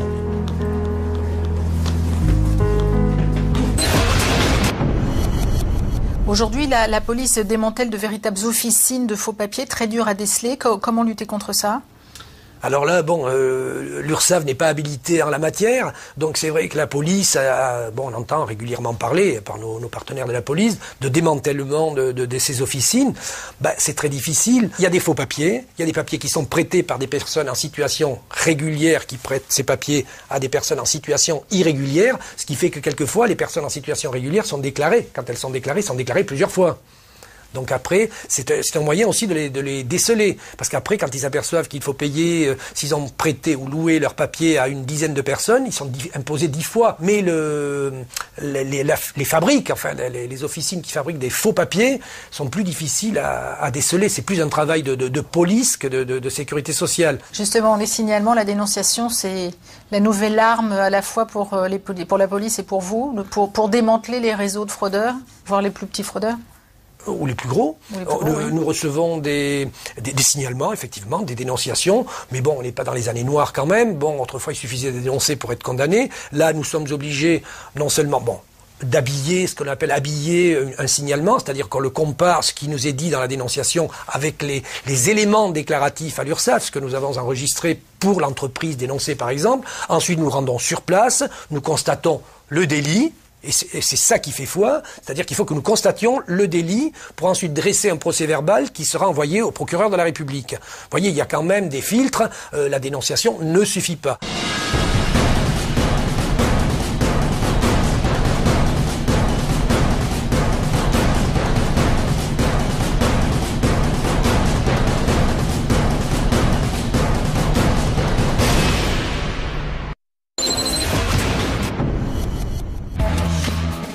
Automne 2005, des jeunes des quartiers sensibles expriment leur colère en brûlant des centaines de véhicules.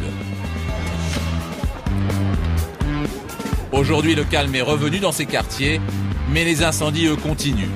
Car le phénomène a donné des idées à des fraudeurs d'un genre nouveau. La fraude, ça touche à 75% l'automobile en France.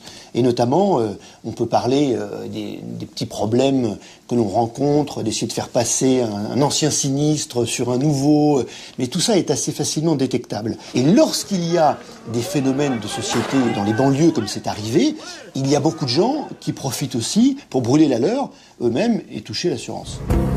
Halim Benzaït est enquêteur pour les assurances. Son travail, traquer les fraudeurs. Et aujourd'hui, il doit justement inspecter cette voiture incendiée en banlieue parisienne. Pour lui, dès le premier coup d'œil, pas de doute, ce ne sont pas des délinquants qui ont brûlé le véhicule. Donc voilà un cas typique d'incendie volontaire. Véhicule brûlé à l'essence, éloigné des habitations et des autres véhicules. Voilà, donc ça, c'est pas un véhicule volé par des voyous ou quoi que ce soit, c'est tout simplement un véhicule brûlé à l'essence, pas loin de chez l'assuré. Ça arrive souvent comme ça, des incendies volontaires de véhicules? C'est fréquent, très fréquent, ouais. Surtout dans ce coin. Moi, par semaine, j'en fais 3-4. Plus d'une voiture sur 2 est brûlée volontairement. Et à chaque fois, l'assurance rembourse? Ils sont obligés de rembourser, ils n'ont pas de preuves. Personne n'a vu l'assuré brûler sa voiture, il n'y a pas de... Ils peuvent rien faire. Une voiture comme celle-là, elle est remboursée combien à peu près? Entre 500 et 1500 euros. 1500 euros pour cette épave, c'est incroyable. C'est ce qu'elle valait avant d'être brûlée. Il y a des voitures de luxe qui sont parfois brûlées? Quelques-unes. Souvent, c'est des BMW toutes neuves, des Mercedes aussi. Et pourquoi celles-là, elles sont brûlées? C'est le client n'arrive pas à la vendre, ou il n'a plus d'argent, ou il n'arrive plus à l'assumer, donc il la brûle. Il sait qu'il pourra récupérer son argent. Pour mesurer l'ampleur du phénomène, il suffit de parcourir la rue principale de ce quartier. Tous les 20 mètres, des traces de bitume calciné. Donc là, je suis garé en plein dedans. Là, c'est un véhicule qui a brûlé. Ah ouais, ça c'est des véhicules brûlés. Ouais. Voilà encore un emplacement là-bas. Apparemment, ça brûle souvent ici. Là, il y en a un qui a dû brûler il y a une semaine, pas plus. C'est tout frais. Regardez le pauvre arbre. Victime de l'incendie. Vous connaissez bien ce quartier? Ah ouais, je connaissais bien, ouais. Bah, je connais toujours. Bah, des fois, je passe, c'est en train de flamber. Et je me dis, ben ça, c'est du boulot pour le lendemain. Chaque jour, pas moins de 60 voitures sont brûlées. En France, la fraude à l'assurance est devenue un nouveau sport national. Mais au final, ce ne sont pas forcément les assureurs qui en paient le prix.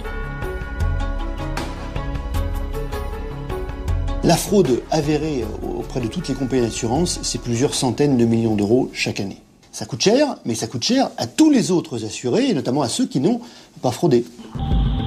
Pour les voitures, la fraude la plus fréquente est la fausse déclaration d'accident. C'est justement l'enquête sur laquelle travaille désormais Halim.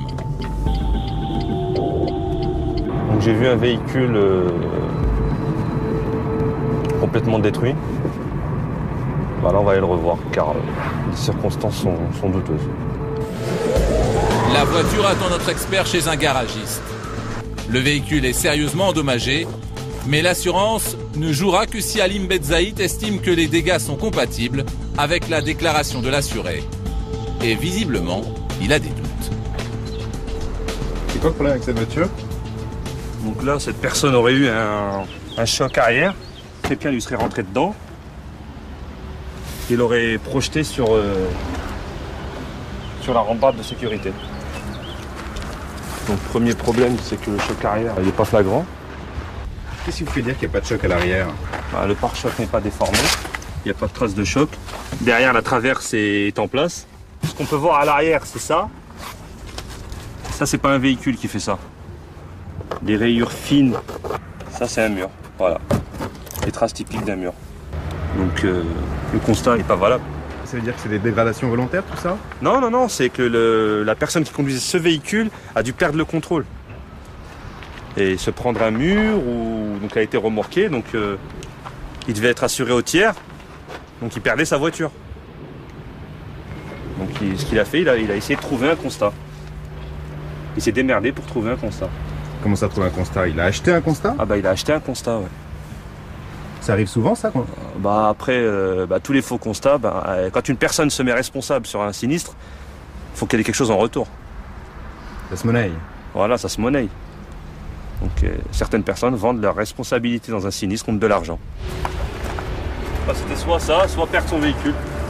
Et dans ce cas précis, l'assuré risque bien de perdre à la fois de l'argent et son véhicule. Mais il pourrait perdre encore plus gros. L'assuré qui fraude, malheureusement pour lui, s'il est découvert, ça peut lui coûter très cher, parce que le contrat peut être résilié, la garantie est suspendue, bien évidemment. Il est inscrit sur une liste nationale, ce que les gens ne savent pas, des fraudeurs, et tous les assureurs peuvent consulter cette liste. Si par exemple ils déclarent un autre sinistre, comme on aura cette information qu'ils ont déjà essayé de faire une fausse déclaration, forcément on les vérifiera, il y aura un contrôle qui sera beaucoup plus important. Et puis enfin, et ça c'est vraiment notre politique, lorsqu'il y a des fraudes, des escroqueries plus importantes, eh bien nous renvoyons ces fraudeurs devant les tribunaux. Paris, 18e arrondissement. 3200 établissements de débit de boissons par jour, ce sont des milliers de transactions en espèces. Le cash circule allègrement sur le Zin, et du cash au black, il n'y a souvent qu'un pas. Pas toujours facile de résister, Julien, ancien garçon de café, a voulu devenir son propre patron, sans être très regardant sur les méthodes. En fait, j'étais serveur dans une brasserie. Il y avait des clients donc le midi qui venaient manger assez régulièrement, comme des habitués. Et un jour, il y en a un d'eux qui me demande si j'étais intéressé par une gérance. Si j'aimerais avoir ma chance. Donc effectivement, je dis que oui. Et donc je prends rendez-vous avec cette personne qui m'a proposé de me mettre en contact avec des patrons de bistrot. C'est décidé, Julien va prendre une brasserie en gérance, le loyer est de 8 000 € mensuels. Mais pour décrocher le bail, il doit verser une somme et celle-ci doit être entièrement versée en liquide. Il me parle qu'il y a une partie déclarée et une partie pas déclarée, que ça se faisait dans toutes les brasseries et que ça se faisait dans la restauration de toute façon. La remise de la somme du bail se fait secrètement dans la cave du café. Sont présents Julien, les propriétaires et un témoin convoqué par leurs soins. Je verse 27 500 € au départ, en espèces, à la cave, le jour d'état des lieux d'entrée. Et je lui dis, bah, écoutez, je vous donnerai 3 000 € par mois parce que pour l'instant, j'ai pu récupérer que 27 500 €. Comme j'avais pas versé la totalité du black, de l'espèce, ils m'ont demandé un chèque du montant que je leur devais pour aller jusqu'à 36 000 € et pour leur garantir que je les paierais. Julien tient le bar pendant 10 mois, mais très vite, il se rend compte que ses recettes ne sont pas suffisantes. Elles ne sont pas à la hauteur de ce que les propriétaires lui avaient promis. Il décide alors de rendre la gérance, nous l'avons équipé d'une caméra cachée, et vous allez le voir, l'opération se fait rapidement. Les propriétaires lui font même cadeau d'une partie de la somme qu'il avait réglée en chèque. Impossible pour eux de l'encaisser. C'est quoi ça? C'est quoi ça? C'est l'argent que vous n'aviez pas. Que je vous ai avancé. Le quoi? Le black. Le black que je vous ai donné? Vous l'aviez pas. C'est pas bien ça. C'était quoi ça, cette histoire? Le black, vous ne réclamez pas les chèques, moi je les encaisse. Et je fais quoi? Les chèques de caution. Ah, les chèques de caution pour le... Vous les réclamez pas. C'était les chèques de caution pour le black, madame. C'est ça? Hein? Ok. Donc sur les 36, en fait, moi je vous ai donné 32 en tout. C'est ça, on est d'accord. Bah ouais, mais heureusement que vous me les redonnez parce que j'y pensais plus à cette histoire de black, moi, en fait. Bah ouais. C'est vrai. En plus, les bons comptes font les bons amis, comme on dit. Donc vous nous avez fait cadeau des 4 000 sur les 36 000 alors, c'est ça? À peine quelques heures plus tard, au moment de l'état des lieux de sortie, Julien croise le futur gérant et apparemment, lui aussi a payé une somme en liquide pour obtenir le bar. Tu lui as donné 36 000 aussi?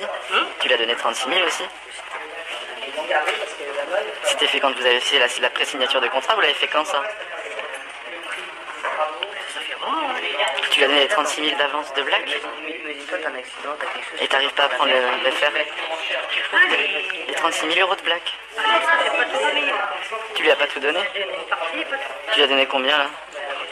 La moitié, 18? Nous avons essayé de joindre le propriétaire pour obtenir des explications sur ces pratiques.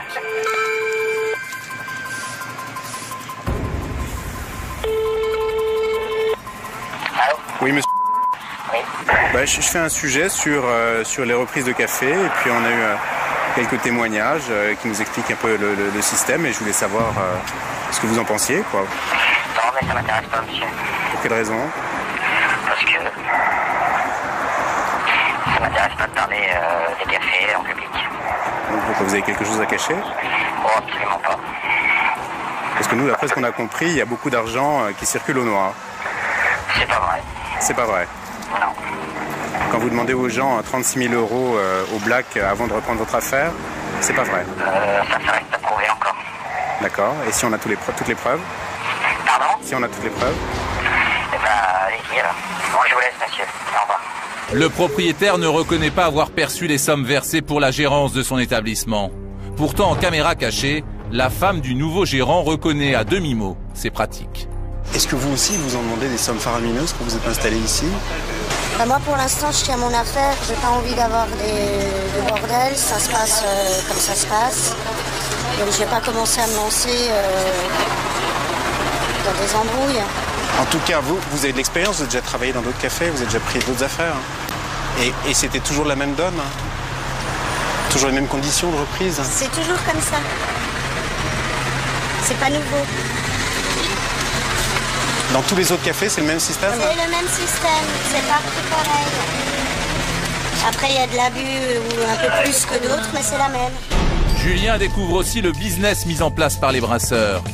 Ils acceptent de le livrer en boisson avant le paiement, mais il doit exclusivement se fournir chez eux. Et évidemment, les tarifs sont plus élevés qu'ailleurs. Un contrat d'exclusivité comme quoi il fallait absolument qu'on prenne nos boissons chez... Enfin, on n'avait pas le choix, il fallait qu'on se serve les boissons chez eux.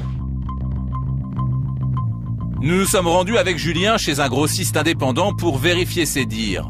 Il va s'intéresser à l'une des boissons les plus vendues, la bière. C'est bien ça? Ici, le fût de 50 litres de bière est à 57,15 €.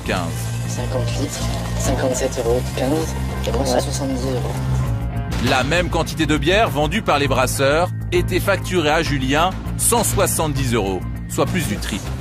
Autre exemple, l'eau gazeuse. Chez ce grossiste, elle est vendue 9 €, les 20 bouteilles. 9 €, 20 €, d'accord. Donc 11 € de différence, quoi. 11 € de différence. L'histoire de Julien ressemble à celle de beaucoup d'autres. La mise en gérance de certains bars semble être parfois une escroquerie organisée. Ce qui est frappant dans ce cas, c'est qu'il y a manifestement un réseau de complicité.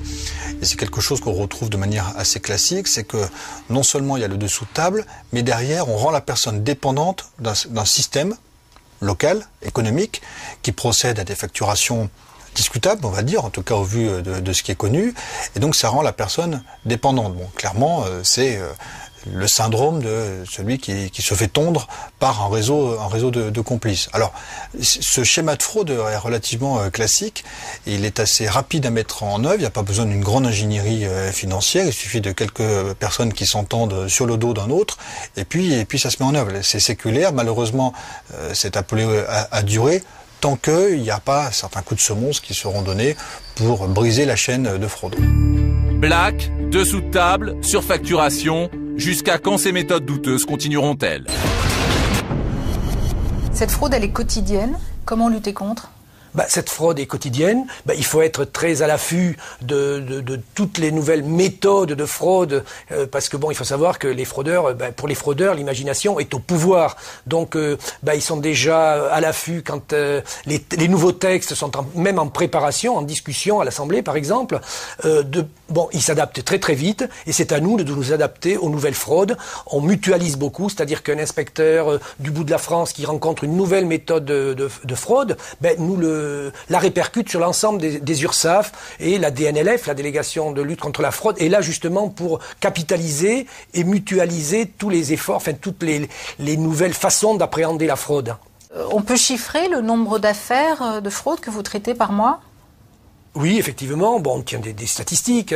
On est actuellement à peu près pour l'URSSAF d'Île-de-France, de Paris, région parisienne, à peu près 150 à 200 contrôles par mois. Alors, le chiffrage des cotisations correspondantes, par exemple, pour l'année dernière, correspond à 54 millions d'euros, mais qui correspond au contrôle, c'est-à-dire à la verbalisation, et à l'exploitation des PV qui nous viennent de l'inspection du travail, par exemple. À l'heure du tout informatique et d'Internet, les pratiques frauduleuses remettent en cause la sécurité, la sûreté des biens et des personnes. Lutter contre la fraude est désormais un défi majeur au niveau mondial. Ce 90 minutes enquête est terminé. Merci de nous avoir suivis et à très bientôt.